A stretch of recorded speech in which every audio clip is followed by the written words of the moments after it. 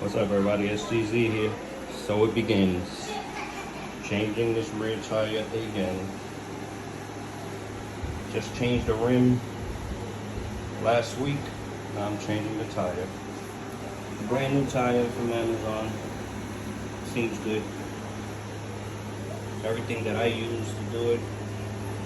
The way I do it is I go in through the deck.